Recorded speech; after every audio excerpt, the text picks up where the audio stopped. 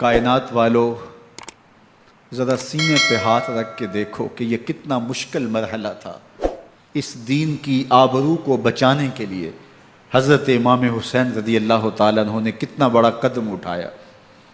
آپ کے بہی خواہ، دوست، احباب عبداللہ بن عمر یہ سارے روکتے ہیں۔ عبداللہ بن عباس کہتے ہیں حضرت نہ جائیے، الکوفی لا یوفی، کوفی کبھی وفا نہیں کرتے۔ آپ کے والد کو وہاں شہید کیا گیا، لیکن آپ ایک فرض کو نبھانے جا رہے ہیں۔ میرے غم گسارو میرے مہربانوں، نہ روکو مجھ کو جانے دو، مجھے نانے کے دی کی ڈوبتی کشتی بچانے دو۔ میں جاتا ہوں کہ دنیا پر وفا کا نام رہ جائے، میں رہوں نہ رہوں پر عظمت اسلام رہ جائے۔ میں نہیں جاتا تو نبی کے گھر کی آن جاتی ہے، میں نہیں جاتا تو نبی کے گھر کی آن جاتی ہے۔ تمہارا دین جاتا ہے، میری غیرت ایمان جاتی ہے۔ حضرت امام حسین یہاں سے چلتے ہیں، ابھی راستے میں ہی پہنچتے ہیں کہ یہ خبر آتی ہے کہ کوفے والوں نے بے وفائی کر دی۔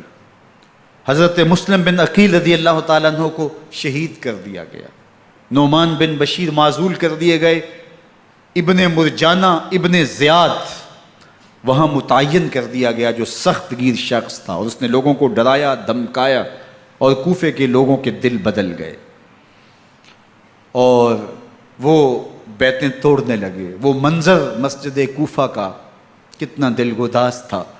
جب امام نماز کے لیے کھڑے ہوئے تو 40,000 لوگ آپ کے پیچھے تھا۔ جب سلام پھیرا اور امام نے دیکھا کہ پیچھے لوگ نہیں ہیں، پھر لوگوں نے اپنے دروازے بھی بند کر لیے۔ رات کی تنہائیاں ہیں اور حضرت مسلم بن عقیل کو کوئی پناہ دینے والا نہیں ہے۔ لوگوں نے دروازے بند کر لیے کہ کہیں ہمارے گھر میں نہ آ جائیں اور ہم مشقت اور حکومتی تشدد کا شکار نہ ہوں۔ کتنا دردناک لمحہ ہے حضرت مسلم بن عقیل رضی اللہ تعالیٰ عنہ پہ، اور پھر حضرت مسلم بن عقیل بے دردی سے شہید کر دیے جاتے ہیں۔ آپ ابھی راستے میں ہیں، یہ ساری کہانی پہنچتی ہے کہ حضرت مسلم شہید کر دیے گئے اور بے دردی سے شہید کر دیے گئے۔ وہ جنہوں نے خط لکھے تھے کہ ہم آپ کے ساتھ ہیں اور ہم منتظر ہیں، چشم برا ہیں، آپ کے قدموں کی چاپ سننے کے لیے بےتاب ہیں، آج انہوں نے بیتیں توڑ دی۔ 40,000 کوفی منحرف ہو گئے۔ مسجد کوفہ کا وہ منظر کس قدر روح کو تڑپا دینے والا تھا۔ ہم پچھلے سال عصر اور مغرب کے درمیان جب کوفہ پہنچے تو سورج ڈوبنے کے قریب تھا۔ میں نے اپنی زندگی میں اتنا اداس موسم کہیں نہیں دیکھا جتنا اداس موسم کوفے میں دیکھا۔ ایسے لگتا تھا جس طرح کوفے کی آب و ہوا آج بھی شرمندہ ہے۔ جو مسلم بن عقیل اور خاندان نبوت کے ساتھ اہل کوفہ نے کیا، حضرت امام حسین رضی اللہ تعالیٰ عنہ کو ان کے بہی خواہوں نے، اعزاء نے، اقربا نے، دوستوں نے، آوان و انصار نے، ساتھیوں نے کہا کہ حضرت حالات یکسر تبدیل ہو گئے، اب ہمیں مراجعت کر جانی چاہیے، واپس پلٹ جانا چاہیے۔ تو حضرت امام حسین کافی سوچ بچار میں رہے۔ پھر اس کے بعد آپ نے فیصلہ کیا کہ ہم آگے بڑھیں گے۔ دوستوں نے کہا کہ حضرت اگر آپ آگے بڑھیں گے تو ہمیں لگتا ہے کہ وہ آپ کے ساتھ سلوک اچھا نہیں کریں گے اور آپ بچوں کے سامنے پیاس سے شہید کر دیے جائیں گے۔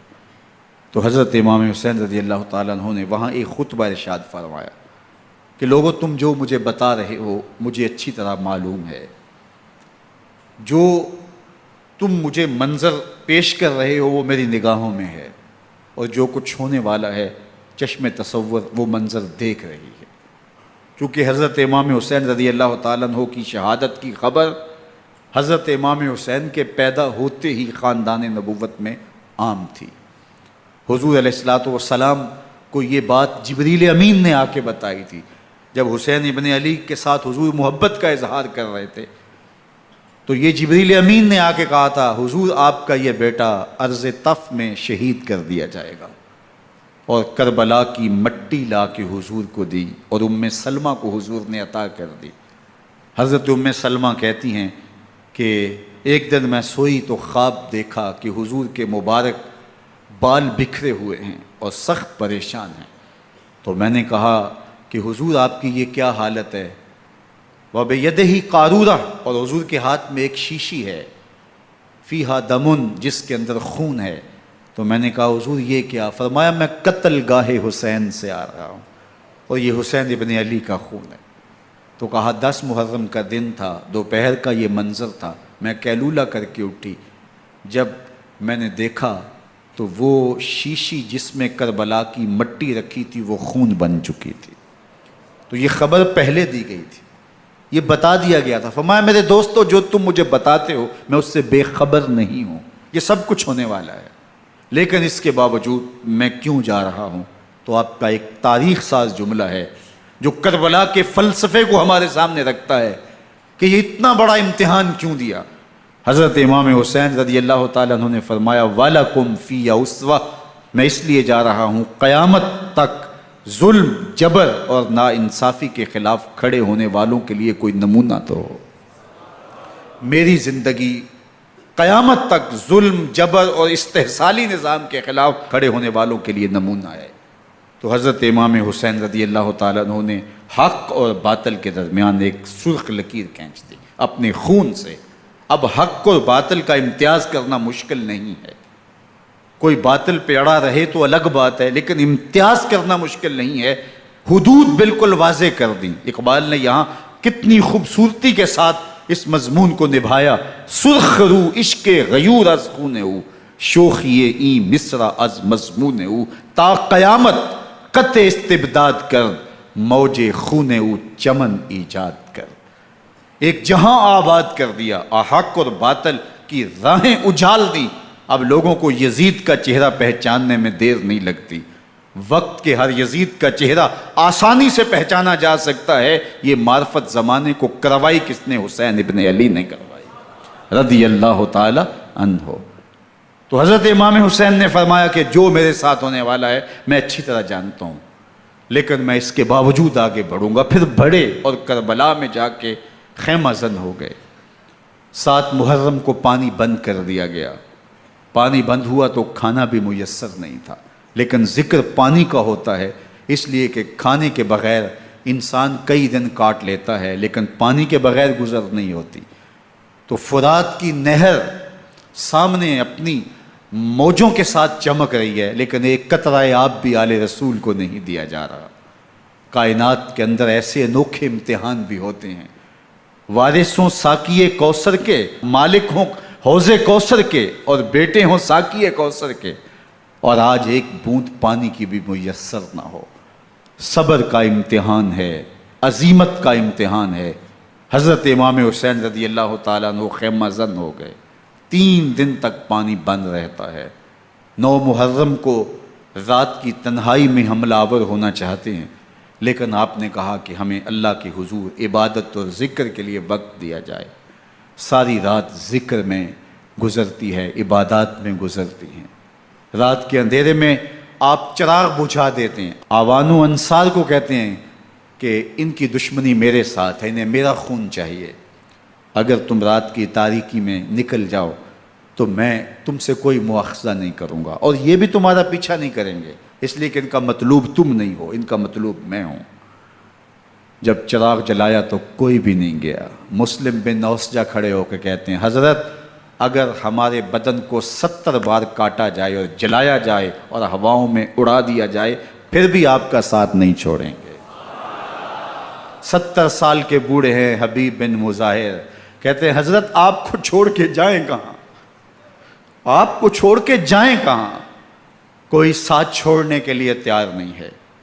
پیاس ہے، سخت گرمی ہے، کربلا کا ماحول ہے، 72 افراد اور خاندان کی خواتین میدان کربلا میں خیمہ زن ہیں۔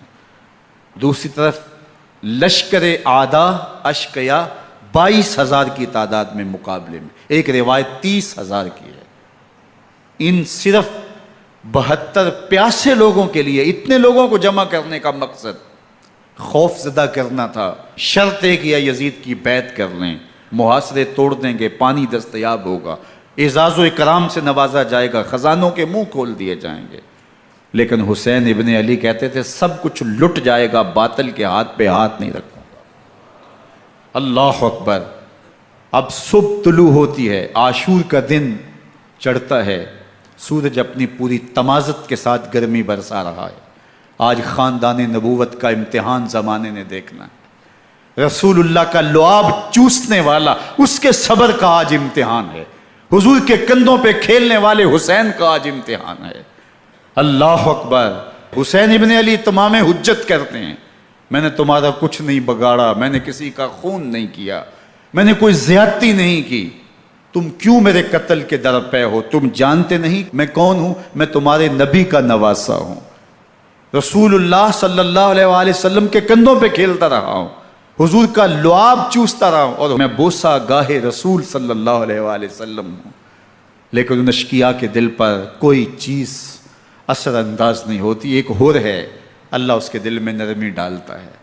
پہلے تو امام حسین کو گھیر کے لے کر کے آتا ہے، لیکن بعد میں وہ قافلہ یزید سے قافلہ حسین کی طرف آ جاتا ہے۔ امام حسین فرماتے ہیں تو دنیا میں بھی ہور ہے، آخرت میں بھی ہور ہے، آزادی مل جاتی ہے۔ باقی 22,000 کا لشکر جرار امام حسین کے قتل کے در پہ ہے۔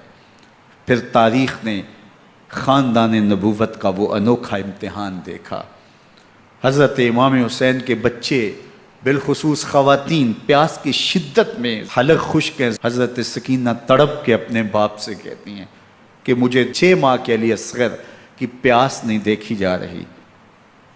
بچے کو ہاتھوں پہ اٹھاتے ہیں اور نہر فرات کے کنارے پہنچ کے فرماتے ہیں اشقیاء سے مخاطب ہو کے، تمہارا معاملہ میرے ساتھ ہے، اس 6 ماہ کے بچے نے تمہارا کچھ نہیں بگاڑا، اور چلو بھر کے اس کا حلق سیراب کرنا چاہتے ہیں۔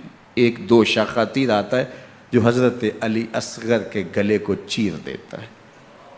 راوی لکھتے ہیں کہ وہ عام تیر نہیں تھا، جانوروں کو شکار کرنے کے لیے جو بڑے تیر ہوتے ہیں وہ 2 شاخہ تیر تھا۔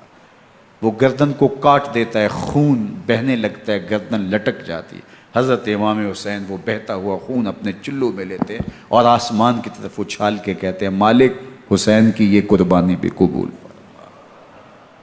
یہ تماشا لب بام نہیں ہے۔ بچہ بیمار ہو، ڈاکٹر جواب دے دیں، ماں باپ کے ہاتھ پھول جاتے ہیں۔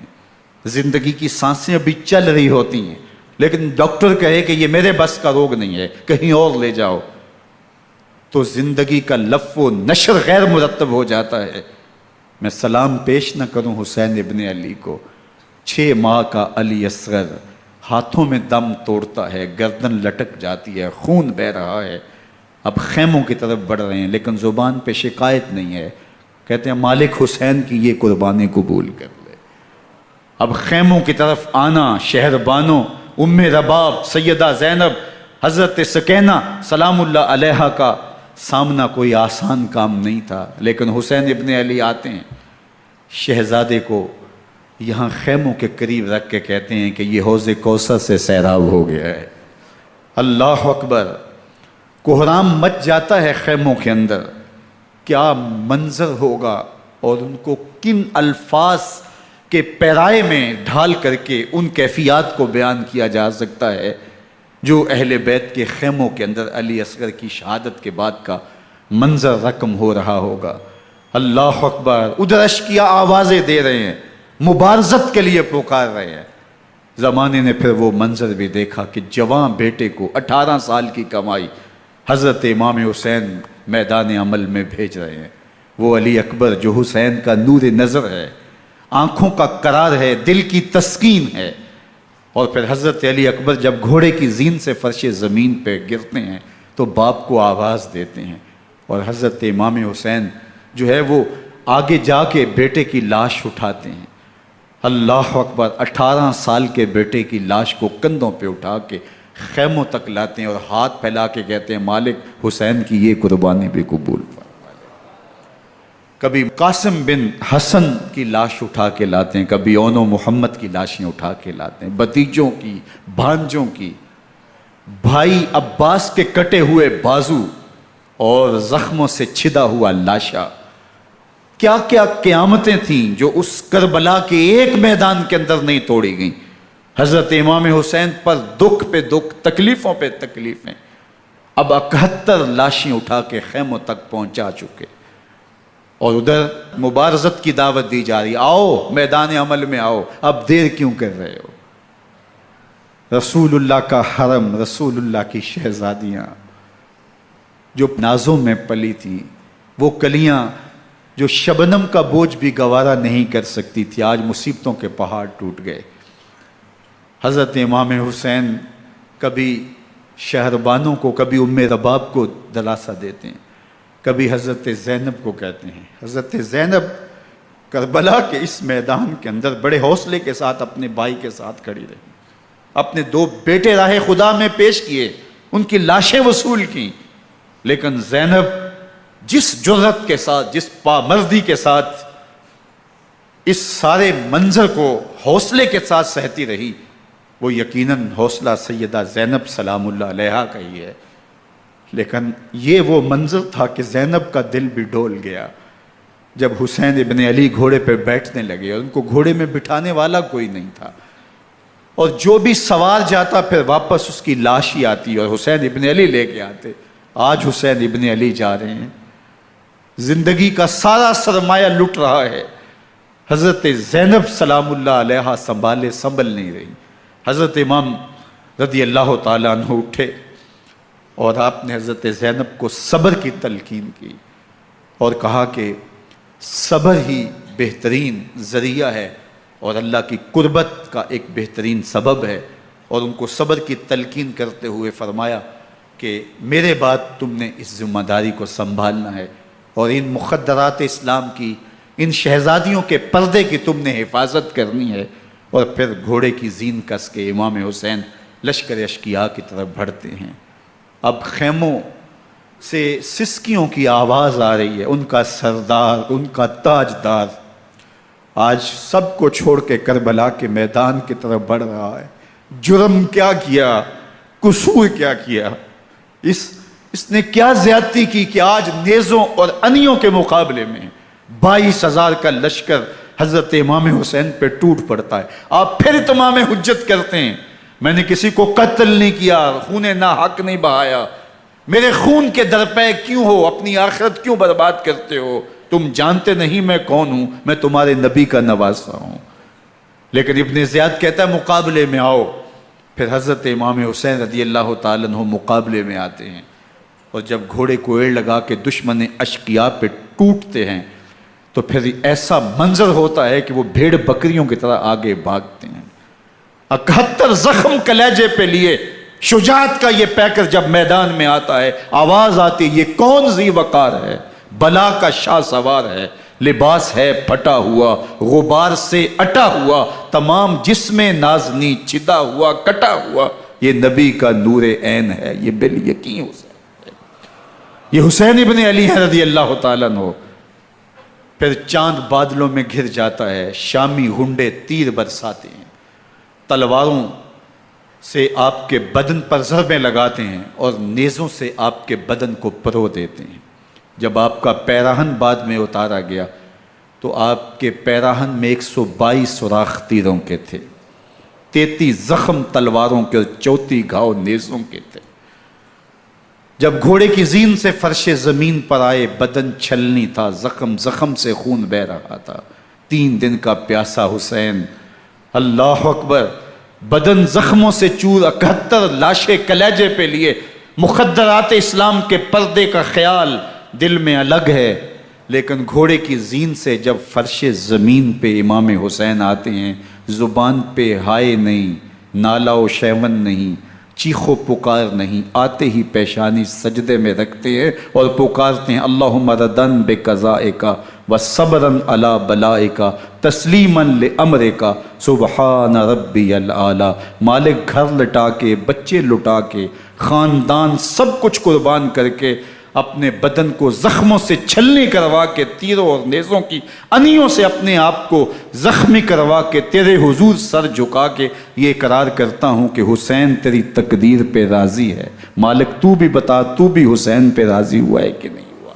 آواز آ رہی ہے اس پیاسے پر علی شیر خدا کو ناز ہے، اس نواسے پر محمد مصطفیٰ کو ناز ہے، اوروں نے بھی سجدے کیے پر اس کا عجب انداز ہے، اس نے وہ سجدہ کیا جس پر خدا کو ناز۔